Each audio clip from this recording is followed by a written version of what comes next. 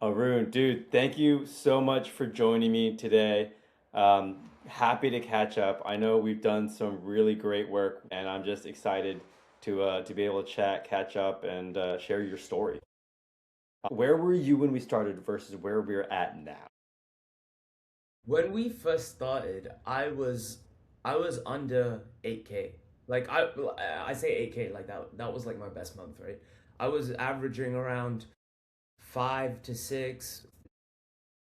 I was running out of leads and business, and now I'm above 40, which is kind of insane to say, you know? Definitely had some great results together. And for everyone else, what does your company do? Yeah, so we're like an AI consultancy. We either implement AI workflows, we offer corporate AI training.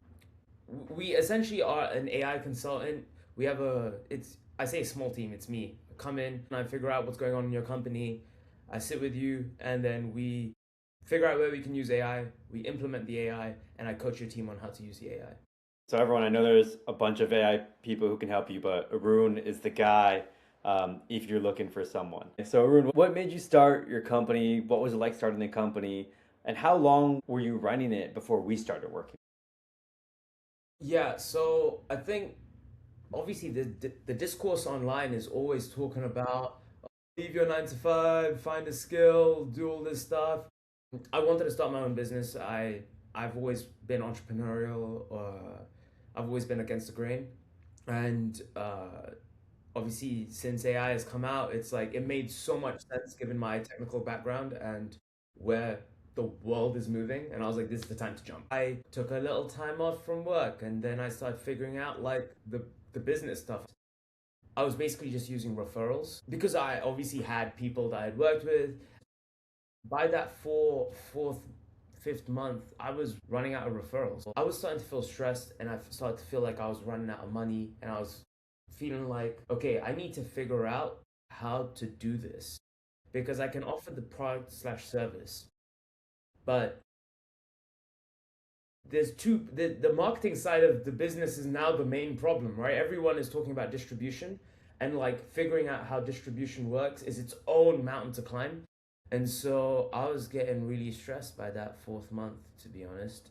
Fourth, fifth month, I was running out of referrals. I was like, next, maybe in 2 months, 3 months, I might not make any money, and I need to like I've taken this bet on myself, and it's incredibly scary. Hard when you don't know, where your next job is going to come from. And so just to reiterate, were you relying solely on referrals for your clients? I was relying on referrals. Those were the only clients coming in, but I was trying organic content. Like if you search me online, you will find content that I've made. Because everyone tells you make content, right? Like that's the gold standard. So obviously I was trying to make content, and I realized that my content was speaking more to people trying to get jobs rather than people that had businesses that needed AI implemented in them. So there was already a mismatch in the type of lead I was getting because I wanted to work with enterprises. That's where a lot of my experience is, and I was just helping these students. So you have tried recording some content, but your leads are still coming in from referrals. What did you want out of SEO? And what was your goal that you were trying to hope to accomplish? Because I don't think you had any SEO experience before we worked together. Yeah, no, I didn't have any SEO experience. I had heard about it, but no experience at all. And for me, it was establishing authority. Like, I wanted to be able to combine my credentials with, imagine if I landed high up on a Google search result. Now you're searching for an AI agency or you're searching for someone to do corporate training for your team, and then you click on my link and you find out that I was a staff data scientist, and I've led teams in the past and I have experience helping XYZ person. That builds that authority and it creates that ecosystem around me.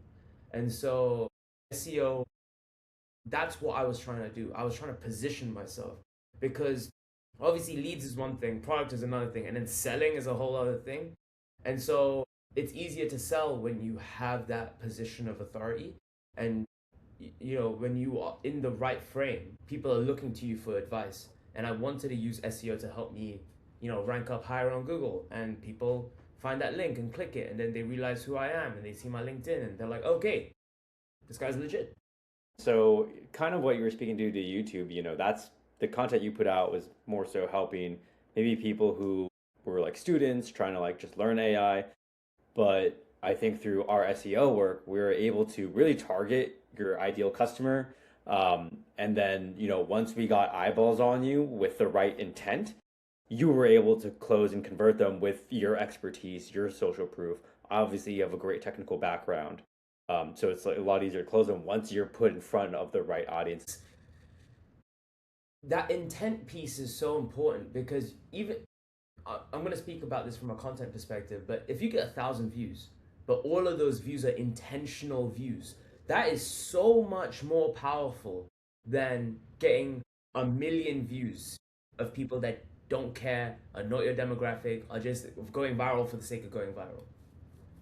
So, why matcha growth? There are a lot of SEO agencies out there, right? And so I was in my search, I found a few, and I was even referred a few, but they, whenever I spoke to these people, they were just talking to me as if I was an object, right?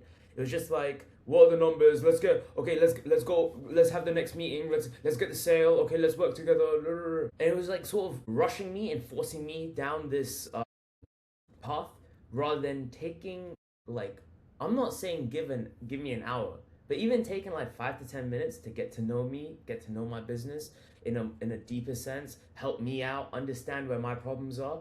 I didn't feel like that at all.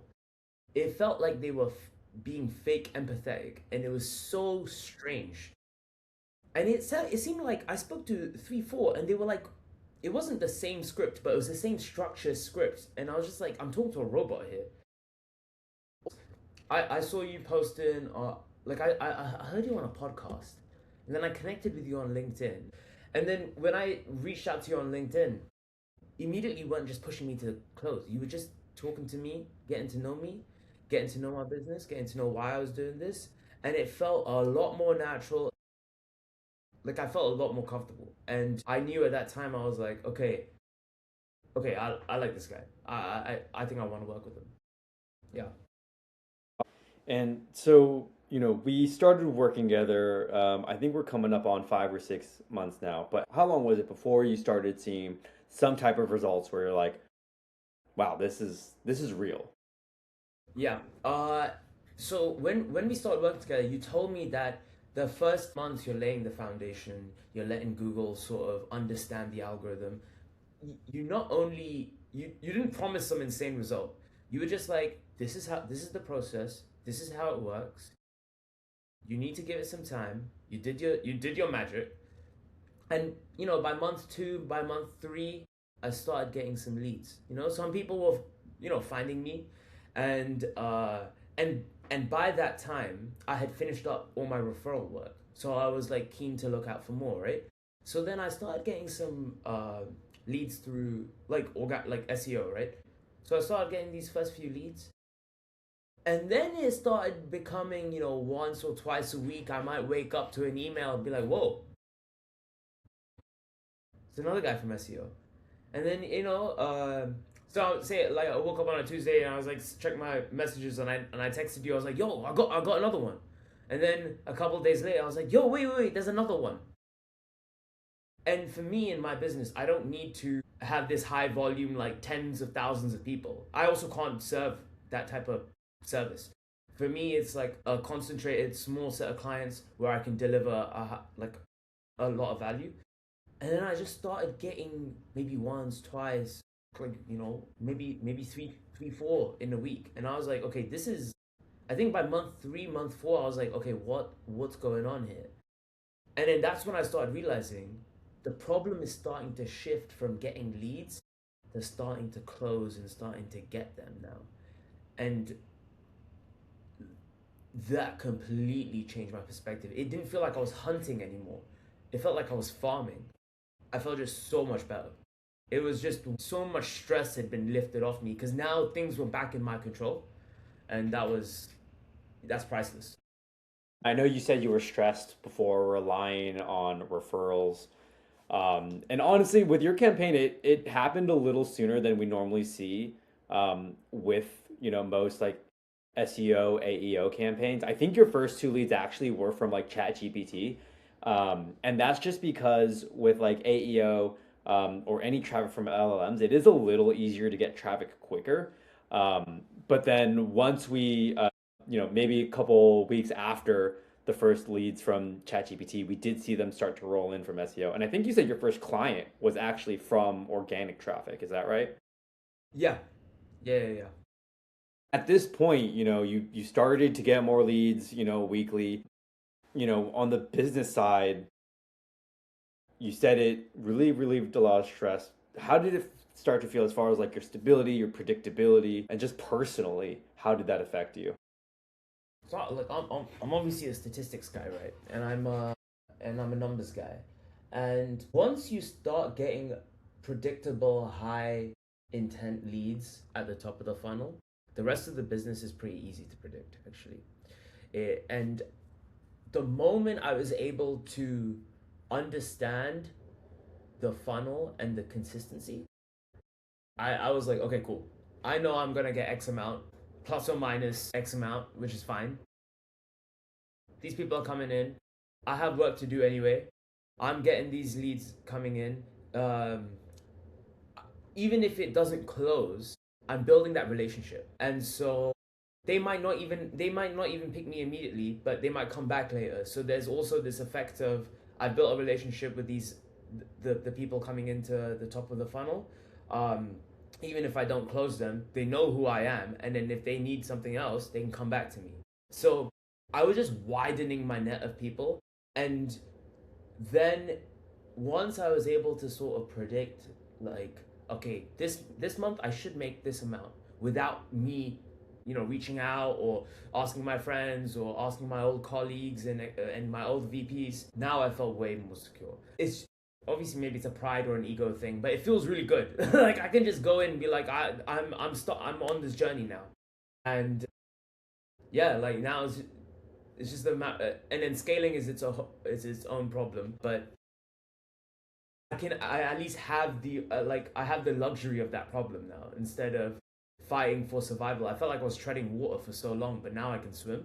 And that just gives me so much confidence. It's also reps, right? Like just speaking to people, you just get more reps. You understand their problems. Now I know like what's more common problems that I can sort of pitch to and then optimize the SEO or the AEO. Like once I figure out what I really want to, like the services I want to really, really niche down on and then charge a lot for,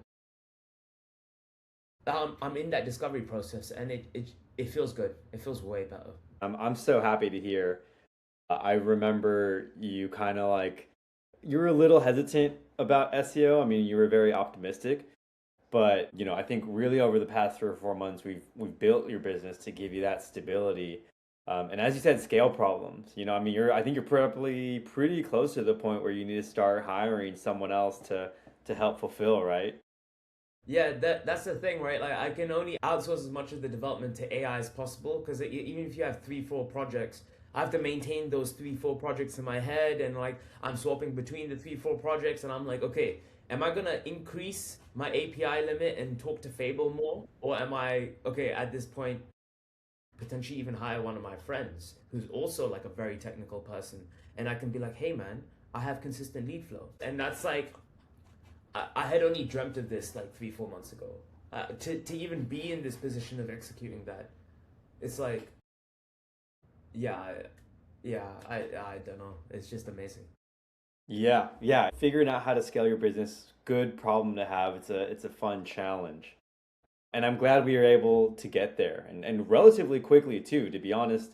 The results of the campaign surprised me as well. And just the fact that it moved so quickly and so effectively. Normally we probably don't see these results from most clients until 9 to 12 months, and not even necessarily for service businesses, but this kind of momentum, even for e-commerce businesses, usually take 9 months, 12 months. So glad we were really able to make this campaign work. That said, I really appreciate you hopping on with us, sharing your story. Any last words that you have that you might want to share? I think that okay, regardless of if people say SEO is dead or not, people are searching for shit online. Like that, well, I don't know if I'm allowed to say shit on No, YouTube. that's fine.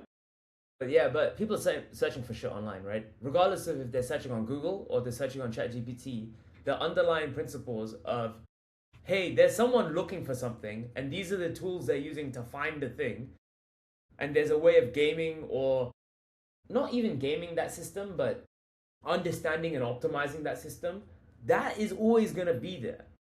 Like people, even if people move away from Google to ChatGPT or Claude or whatever, right? Well, I guess it's ChatGPT. I don't think Claude runs ads or, well, I don't know about Claude's search engine optimization, but ChatGPT at least, right? People are gonna go and ask Chat, I need this. Who's the best roofer, or who's the best brand, or who's the best person to teach my company about AI? Blah blah blah. You Exactly. yeah, that people still gonna be searching, and so people can still optimize that search, and it's just search optimization at this point. Like you can get the E and the whatever, all these letters out, right? You're just optimizing that search. I don't think SEO is dead. I just think it's evolving, and people gotta stay on top of the game, right? The world's just moving. It's okay. 100%. All right, Arun, thank you so much for sharing your story. Arun, I really appreciate your time, man. No, anytime, man. Anytime. You need something from me. Like I owe this guy a lot. If you need any search optimization stuff, reach out to Colin. This is the guy.